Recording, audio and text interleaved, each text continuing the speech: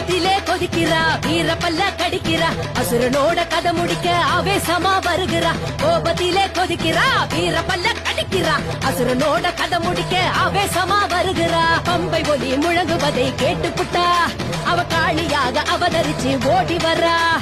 உடுக்கை ஒலி ஓசையத்தான் கேட்டுப்புட்டா, அந்த ஆங்கார உக்ர காளி ஆடி வரா.